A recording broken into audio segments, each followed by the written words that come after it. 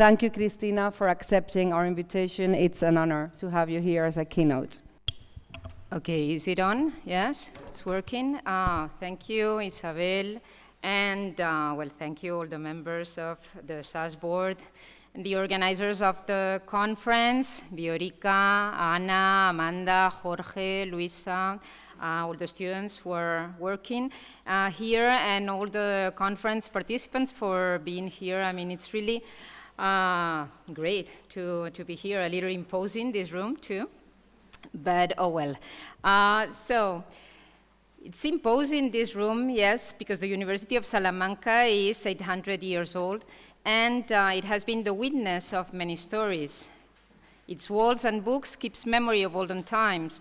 Its buildings bear the memory of the lectures of Fray Luis de León, Unamuno, and many others illustrious professors.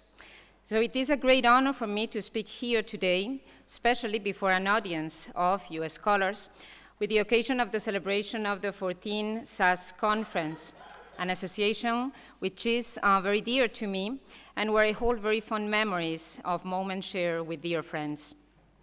Even though today is a day for remembering in many senses, I will not speak about the recovery of memories, but of their loss.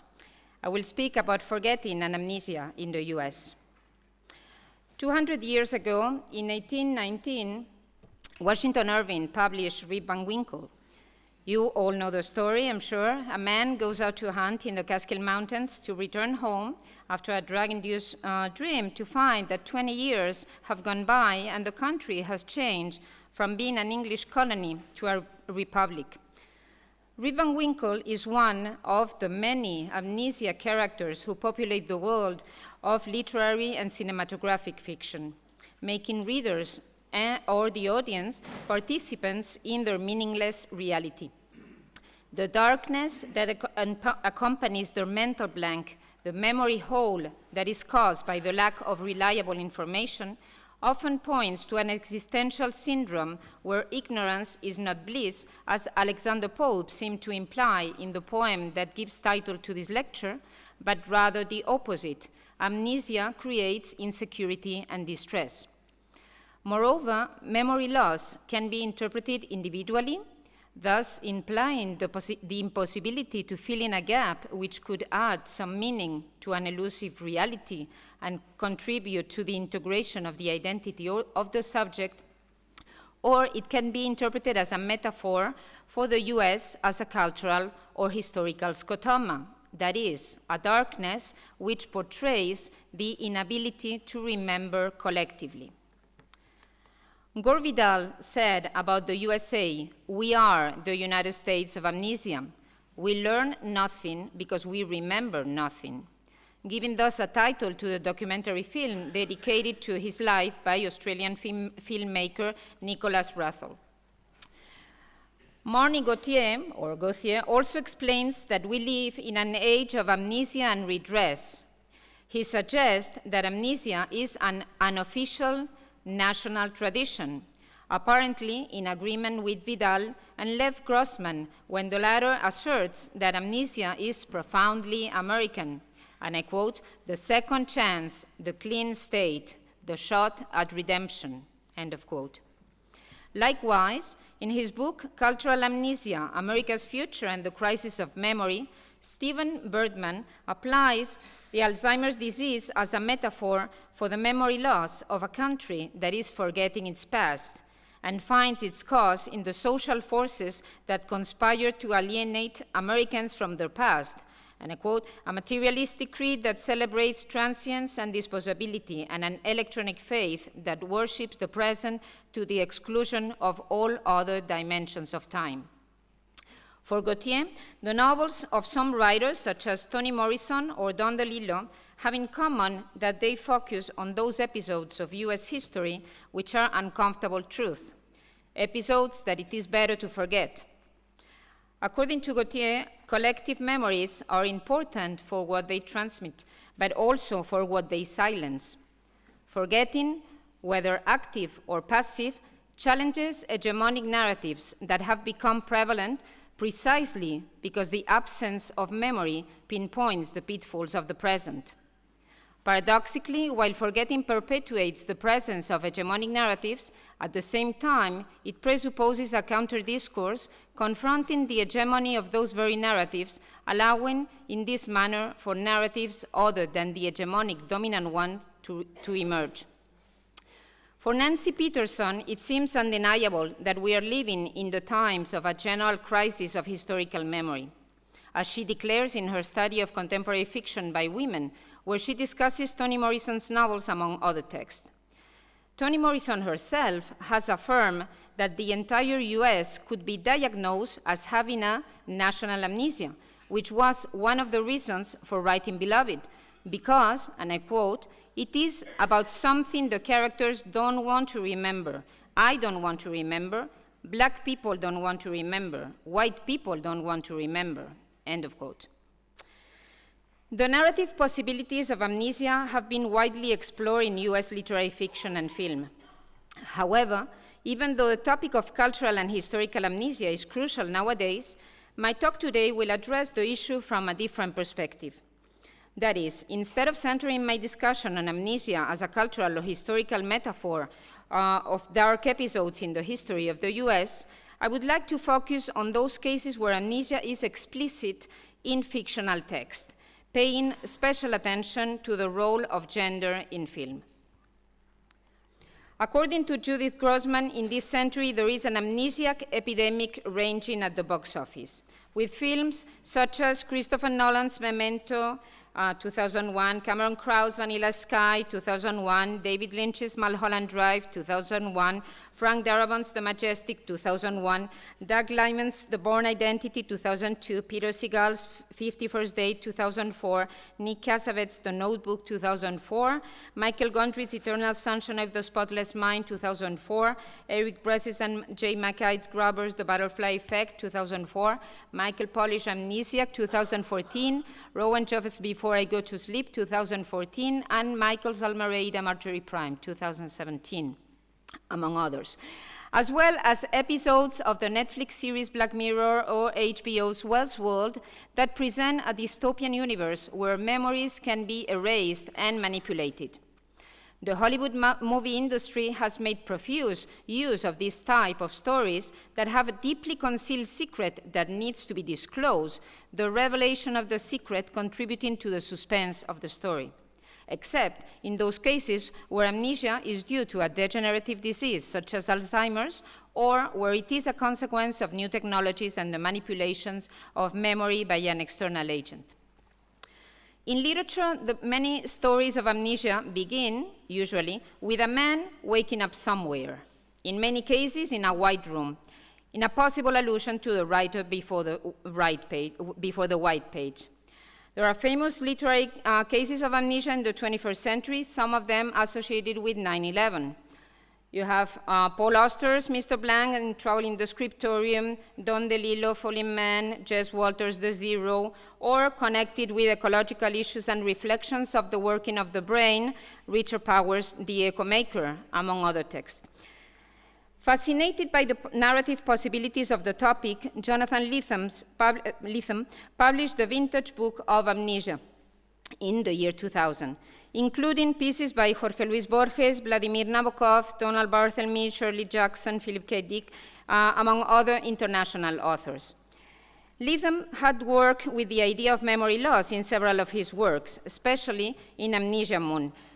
In the introduction to the vintage book of Amnesia, Lethem agrees with the idea of Vidal, Bergman, and Gautier when he states that amnesia could well be considered not only a floating metaphor very much in the air, but also a modern mood, and a very American one. In his collection, Lethem includes one of his short stories titled 5 Facts, originally published in 1996. In this story, the author presents the reader with the consequences of a series of one-night stands that causes reality itself to crumble apart. The author wrote the story as a response to Bruce Sterling, who had said that, and I quote, "Nobody ever has sex in a Lethem story without something bad happening. Just for once, I'd like to see you write a story where the characters aren't punished for getting laid," end of quote. So he did the opposite and went as far in that direction as possible. The story, which is divided into 5 sections, shows the progressive dissolution of a woman and a man whose sexual encounters drive them to amnesia and consequently to the gradual elimination of their very beings, so that the woman ends up in the ocean as a, and you have it here, a bright pink crab-like thing, some child's idea of an invertebrate, so badly drawn as to be lovable. The disappearance of memories implies the oblivion of the subject to the point that they go back to the very origin of humanhood. Without memory, there is no history, no culture, and no identity. Foy Fox has been described by the author as an, and you have it here, intellectual armature, a series of brilliant games, completely propositional, completely intentional, completely a work of cleverness. End of quote. Also, in his own words, this story and Sleepy People are attempts to prove his sympathy with the female character. He asserts that Foy Fox is one kind of method to get closer to the women in my fiction. Now, Lytham has acknowledged that Philip K. Dick is a major influence on his text, on this text, as well as George Herman, Cornel Woolrich, Adam Rudolph, Italo Calvino, Shirley Jackson, George Gissin, Thomas Berger, and the director of the movie I Wake Up Screaming. The author's affinity with cinema are clearly stated in a video where he speaks of his influences, and I'm going to try to show you that.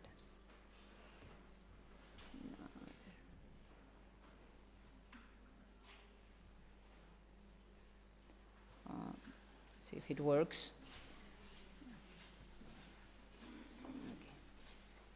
The films that are at the core for me of my influence are almost all very canonical Hollywood films from the 50s and 60s. Hitchcock is tremendously important to me.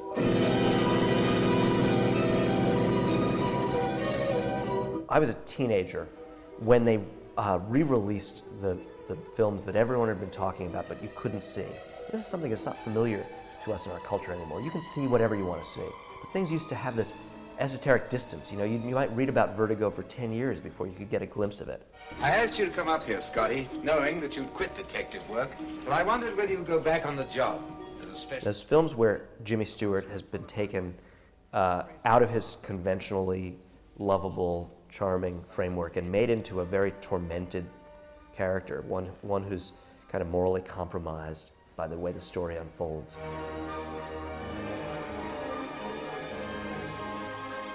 That meant a tremendous amount to me. It seemed very novelistic, you know, the way Jimmy Stewart basically breaks down in the middle of Vertigo. He can't be a hero anymore. He becomes an obsessive. I think I was completely at the mercy of Vertigo. Everything Hitchcock must have wanted that film to do, it did to me. The first film I remember... Okay. Let's go back to the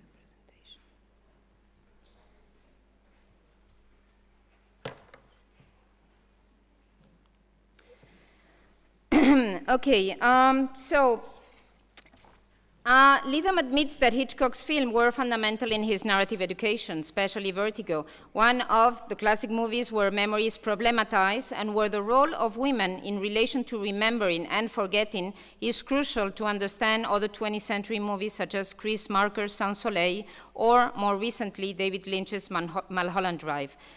Vertigo is based on the 1954 French novel D'Entre les Morts by Boileau-Narcejac. Amnesia appears in the film as a representation in the many different senses of the word, that is, acting, performance, pretending to be another person, and how memory is portrayed in the text. According to Andreas Huizen, all representation is based on memory, but memory is always based on representation.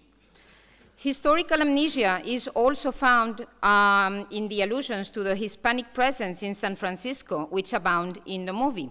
The mission, the reference to Columbo's arrival in the tree, the image of Carlota Valdés, Madeleine's great-grandmother, who is said to be of Hispanic origin and who, like La Llorona, wanders the street crying for her lost daughter.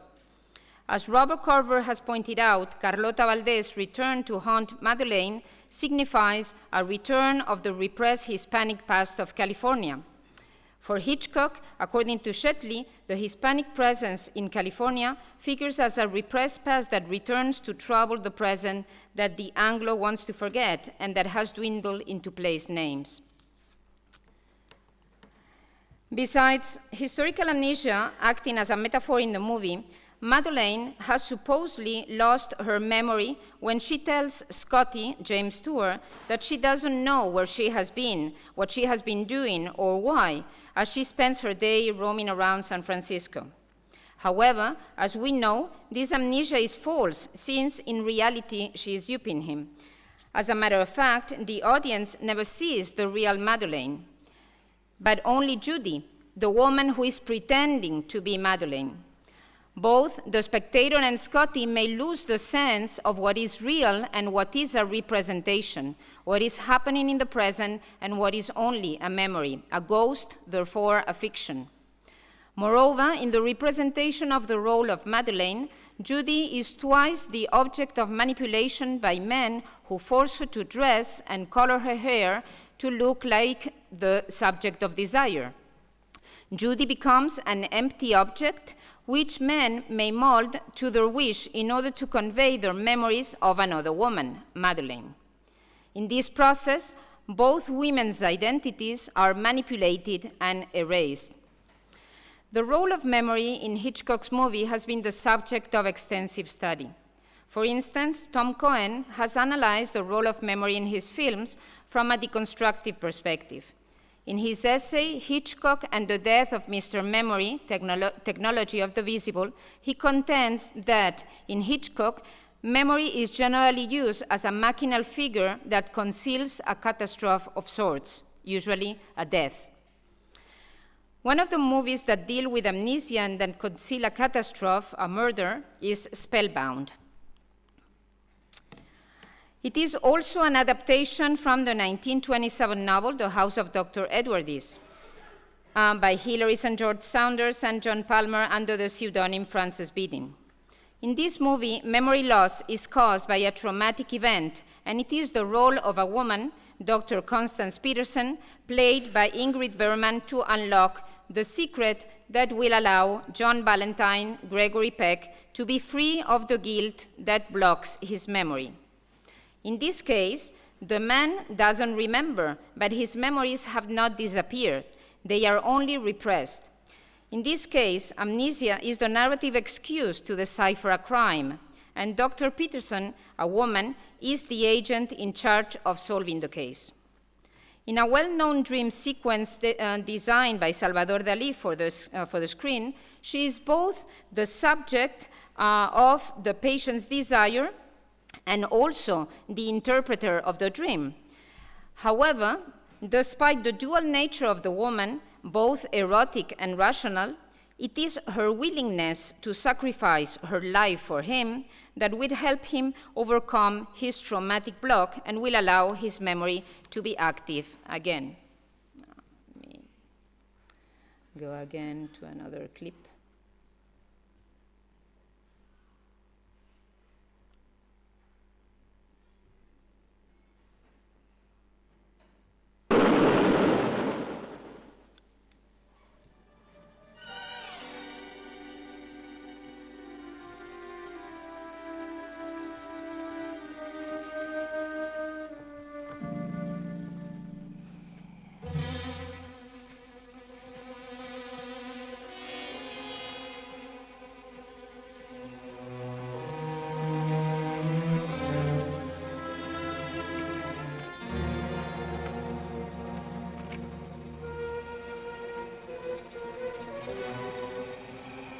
Put them on.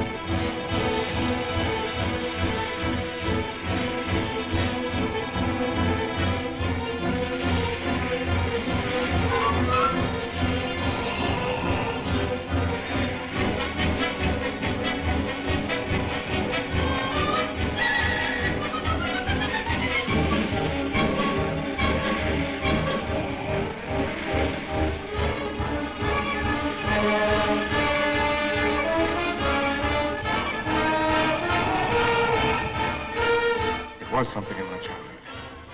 Something in my childhood. I remember now. I killed my brother.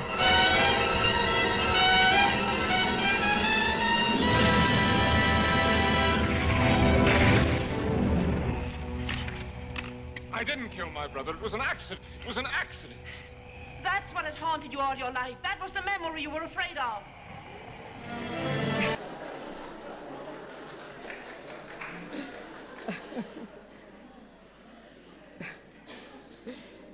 Okay. It's a great scene. Okay. So the memory blank is thus filled in by a woman in love who is determined to activate the memory of the amnesiac. When he recovers it, he regains his former state as if nothing had happened. This is also the case of Mr. Badwing, translated into Spanish as La Mujer Sin Rostro, directed by Delbert Mann and based on a novel by Evan Hunter, where Samuel Badwin, James Gardner, uses women to try to remember who he is. Waking up amnesiac in Central Park, the movie follows Mr. Badwin as he meets several women that he doesn't know, but whom he mistakes for someone called Grace, who turns out to be his wife. These Graces, who are played by Angela Lansbury, Catherine Ross, Susan Pleshette, and Jean Simons, help the hero to have access to glimpses of the story of his marriage. Again, amnesia is caused by a traumatic event, in this case, his wife's suicide attempt. The women he meets during his one-day journey through Manhattan allow him to recover the memory and go back with his wife. The spectator, however, will never see the face of the real Grace, who works only as a symbol of the personality of the man who needs integration. Hence, the Spanish translation of the title, La Mujer Sin Rostro, which shifts the focus from the man to the woman. As we see then, in most cases, amnesiac men need women to recover their identities. These women play active roles in the integration of the personality of the man. In the case of amnesiac women, they are often represented as passive victims. They might have suffered a traumatic event, such as rape, or might have been witness or participated in a murder, or they might be suffering a disease, such as Alzheimer's, as it is the case of many texts, including popular ones such as The Notebook, Still Alice, etc. When there is a degenerative disease, the complete recovery of the memories of the past is obviously impossible. They are irretrievable, and the only way to have access to them is through a man who tells them their story, although this recovery is proven provisional and futile. In such cases, the mnemonic identity has disappeared and is concentrated on the pages of a diary or on a video, as is the case of 50 First Dates. This comedy reinforces the stereotype of women as empty of content and men as necessary to help them have an integrated personality. In this movie, Lucy, Drew Barrymore, has permanent brain damage due to an accident. She suffers a loss of her short-term memory. In other words, her memory only lasts one day. Every day, she is like a blank slate and must begin anew. She is stuck in time. This disease, called in the film Goldfield syndrome, is really a form of anterograde amnesia. As Wynne Goodfried explains, people with anterograde amnesia have memories, but they can't remember them. And I quote, "Their brains are able to encode new memories and store those memories, but the memories are made inaccessible to that person. In other words, the person doesn't realize that the memories exist. He or she will perpetually believe that it is the day when the amnesia started," end of quote. Well, this is the case of Leonard in Christopher Nolan's movie Memento, for instance, right? Now, in 50 First Date, as I said, men are essential in the process of mnemonic recovery, but there is no integration of a dissociated personality. In this romantic comedy, which is not a very good one, I admit, she is not cured because hers is a permanent damage, but she will be looked after by her husband and father, that is, being treated like a perpetual girl. This is also the case of another of Hitchcock's famous amnesiac, Marnie. Here, the fact of not being able to remember is linked to a crime which she had committed. In this case, Marnie is a robber, but her criminal pattern is linked to a deep secret of her past, which makes her avoid personal relationships, especially with men. One of the movie's best-known scenes is the moment when her husband, Mark Rutland, Sean Connery, forces her to have sex with him without her consent. Sexual relationships with men are the cause of her amnesia, and even though she's not aware of the cause of her memory loss, she rejects any physical contact. Nevertheless, despite the fact that he actually abuses her, her husband is presented as her savior. And he helps her recover the memories of the murder she committed trying to defend her mother and herself from an episode of sexual abuse. However, even though at the end of the movie her identity is revealed and her amnesia solved, she is not restored her integrated identity like John Ballantyne in Spellbound. As Susan Leitch points out, she is wiped out of her adult identity, like a blank page, and she goes back to the child she was. She is restored to that moment before she was traumatized and ends up being treated like a child. Okay, let's see.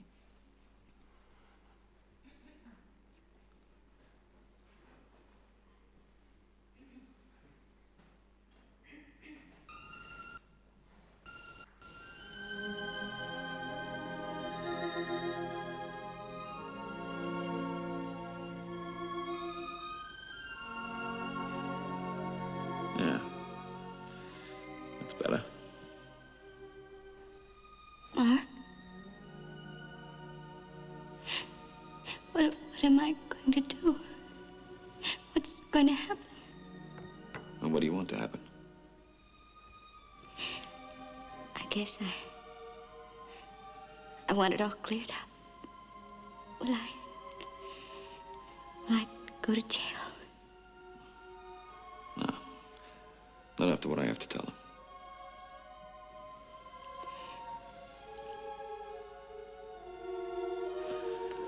We'll go now.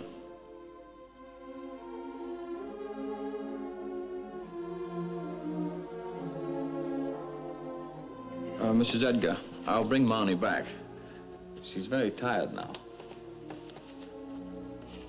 Goodbye, Mama. Goodbye.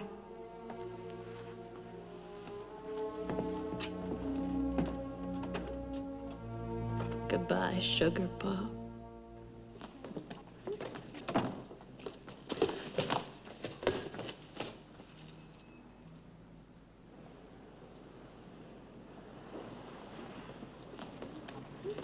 Oh, Mark. I don't want to go to jail. I'd rather stay with you. Had you, love? I am Hill. Send for the doctor over that hill. Call for the doctor. Call for the nurse. Call for the lady with the alligator purse. Mom said the doctor.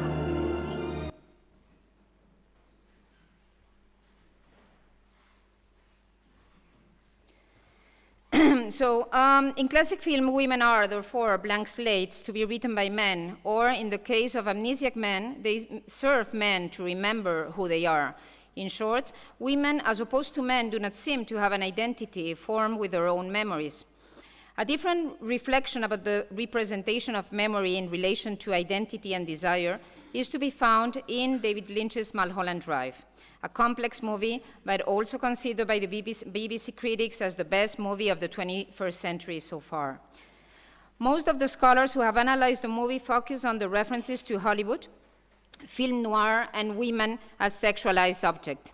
I would like to concentrate on the representation of amnesia in the movie and the fact that the amnesiac is a woman who is the dream or fantasy of another woman.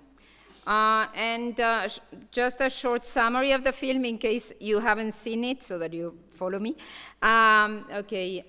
So we have Diane, who is in love. This is Diane Selwyn, who is in love with Camilla Rhodes, and they are both actresses. Now, when Camilla abandons Diane for Adam, a film director, Diane decides to have Camilla killed, and then she commits suicide because she realizes what she has done.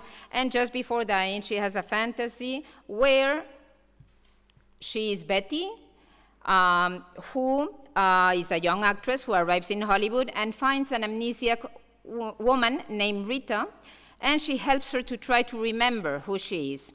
Now, the fantasy part takes place in the first part of the movie, that is 115 minutes, and the real part in the last 30 minutes, so it's a little bit confusing, I admit. Okay, now as Jennifer Hudson has noticed, Rita, an amnesiac, epitomizes the vagueness of conceptual borders, confusion of place, and incoherence that have become staples of Lynch's aesthetics, as she exudes the fluidity and promise that comes from not having a fixed identity. End of quote. Rita's amnesia is the excuse for Diane's projection of her desires. She has used her to make her dreams come true, to have a woman looking like the woman she loves, Camila, but acting as a puppet for her desires. The real Camila is a femme fatale, a successful actress and manipulative woman.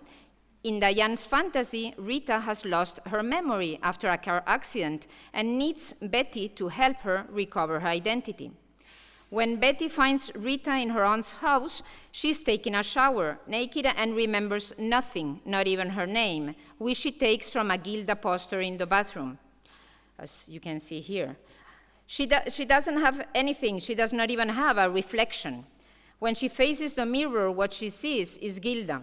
She is a newborn woman, and Betty is ready to pick her up and become her savior, her mother, friend, and finally her lover.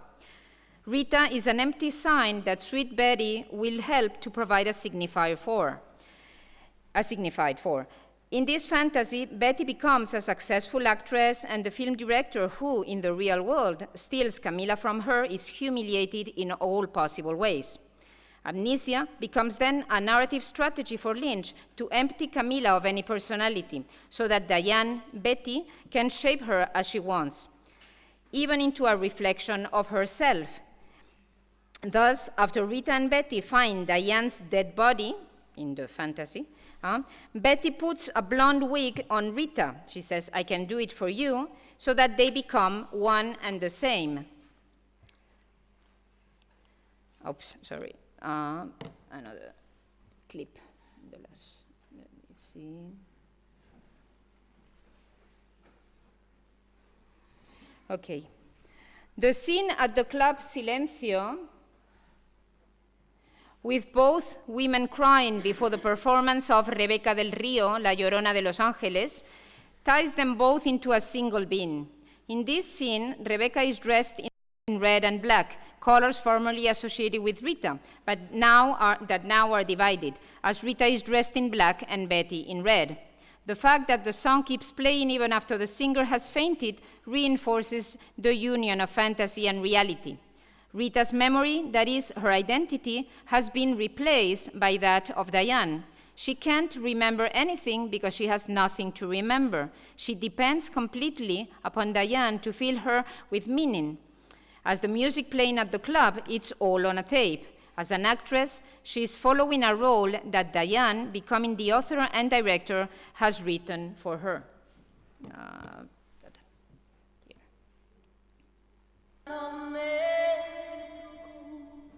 Y el saludo de tu voz te hablé muy bien y tú, sin saber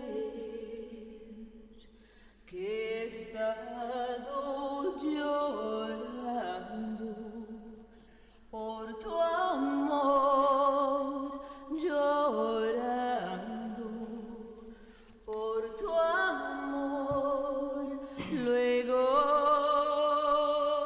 de tu adiós, sentí todo mi dolor, sola y llorando, llorando, llorando, llorando. No es fácil de entender que al verte otra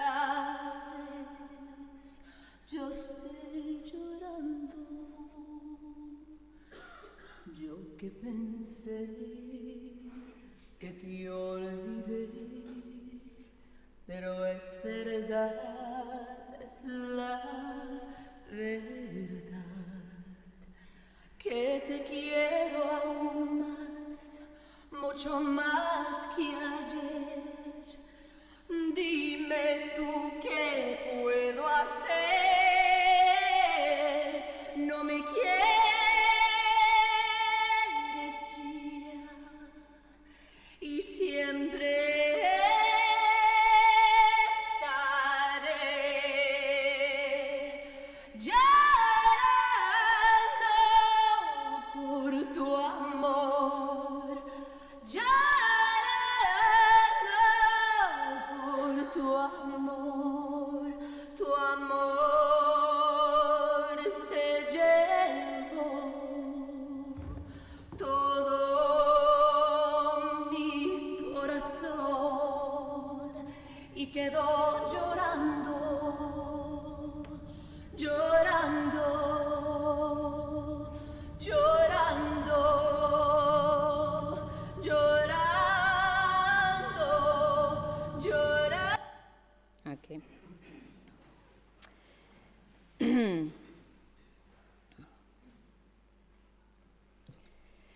Now, as many of Lynch's movies, the world of dream and fantasy is foregrounded in the narrative for being as real and as the real one.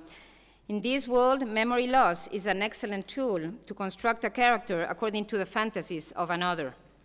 As in Hitchcock's Vertigo, a film that Mulholland Drive has many points in common with, a woman becomes the object of desire, and her identity is shaped according to the wishes of the protagonist, Scotty in Vertigo, Diane in Mulholland Drive.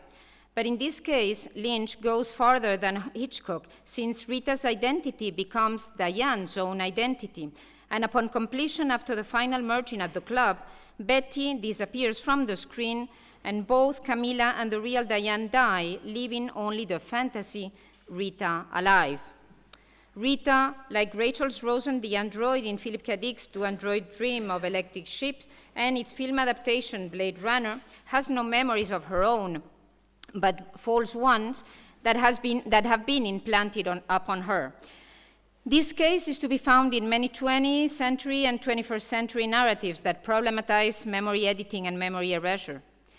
The implication of these editing processes upon the identities of the characters are clear. The subject, as someone who is defined by his or her memories, loses its sign of identity and becomes an empty signifier, since memories can be altered or erased or even shared by many different people. This questions the idea of the identity of the subject and our sense of history as immutable. Let me give you another example, and the last one. A particularly interesting case where memories of the characters are all that remain in the end is Michael Almereyda's Marjorie Prime, an adaptation of an homonymous play by Jordan Harrison that was finalist for the 2015 Pulitzer Prize. In this play and in the film adaptation, the author presents us with a near future where technology allows us to have replications of our deceased loved ones, who are called primes. They are offered as a service to grieving people, compiling each personality from an advanced artificial intelligence system that gathers all digital information of the person to create an uncanny replica. Thus, the human beings in the play, Marjorie, John, and Tess, interact with the primes. Marjorie Prime, Tess Prime, and Walter Prime, Marjorie's husband, who is represented as being 30 years old. And I'm going to play a short clip if I can, and I'm not sure if I can. No. Okay, I have to go back.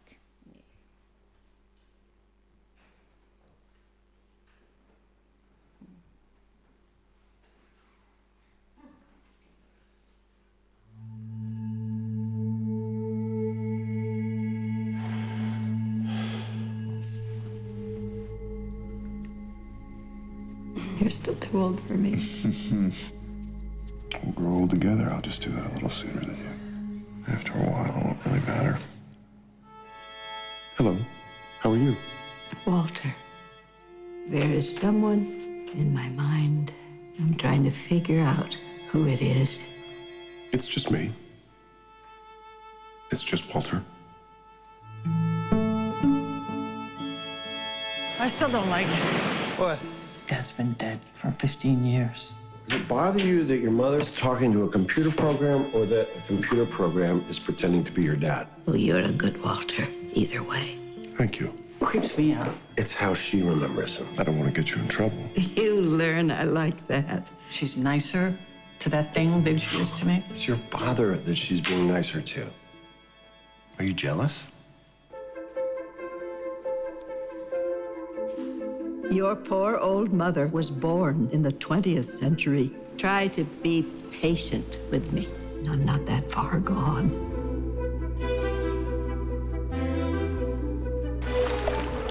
When you remember something, remember the last time you remembered it. So it's always getting fuzzier, like a photocopy of a photocopy. I'll remember that now. Do you have emotions, or do you just remember hours? You're a fine woman, Marjorie. Am It's a shame you can't drink. It'd loosen you up. I'm not getting better, am I? Walter. No, not you. I don't want you. I want Walter.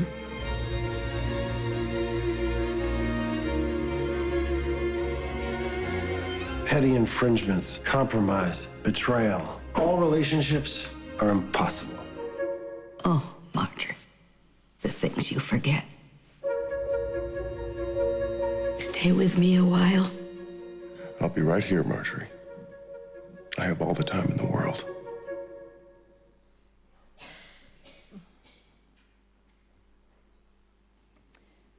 Okay.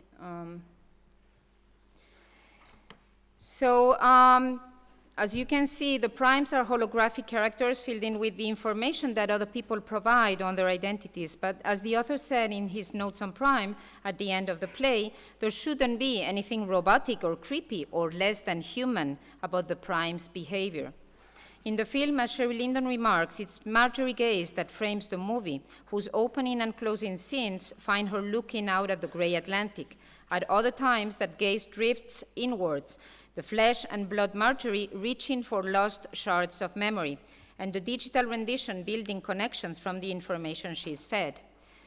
The play is a reflection on the role of memory and forgetting related to death and love, on what it is that makes us human and how memory works in our personal relationships. It is a meditation on the secrets that we keep and the things that we don't want to remember that are locked in a closet and never disappeared, such as the suicide of Marjorie and Walter's teenage son, Damien. This is a dialogue from the play. I thought she had forgotten. I guess I sort of hoped. But we have to remind her, right? Do we? I think it was always with her. We thought she gave his stuff away, but Dad found it all in a closet behind the Christmas ornaments, out of sight, but still with her. So maybe he'll still be with her, even when she doesn't know our names anymore. I don't know how memory works. I think of it like sedimentary layers in the brain, but I am sure that's wrong. We should get a book. I like sedimentary layers. It means it's all still there. The primes are made of the memories that people tell them, but these memories are biased depending on who tells what, as shown in the end, where the only ones who remain are the primes. Walter Prime starts speaking about Damien's death, and Marjorie Prime is lost because she was not provided that information. A recurrent sentence that the primes say both in the play and in the movie is, "I will remember now." The need to remember and not to forget, so as not to lose one's personality, is reinforced by the use of primes. The primes are modeled so that we never forget our dearest memories, but in the end, they far outlive the flesh and blood problems of the people they are mimicking. Memories are always associated with the identity of human beings, but they may end up replacing us. If the loss of memories implies the disintegration of the personality or the progressive disappearance of what makes us human, as we saw in Jonathan Letham's story, 5 Fox, the copy of the original may live on while the humans die. This is the case of Rita in Mulholland Drive or the primes in Marjorie Prime. Moreover, the way that amnesia is represented in classic fiction, both in literature and film, still shows a difference between the role of men and that of women, since apparently women need men to provide them with an identity which they don't seem to have, while men need women to help them recover an identity that they might have lost, but that was always there. Now, with the current interest in memory and forgetting, and the realization of the enduring importance of feminism in our society, it seems undeniable that it is urgent to try to combat both cultural and historical amnesia. Thus, in a time of fake news, new technologies, false memories, and messages that want to make America great again, it is important to remember. Oblivion makes the amnesiac victim of a suspension of consciousness leading to isolation. The world forgetting by the world forgot. Let's not forget what makes us human, and let's make humans great again.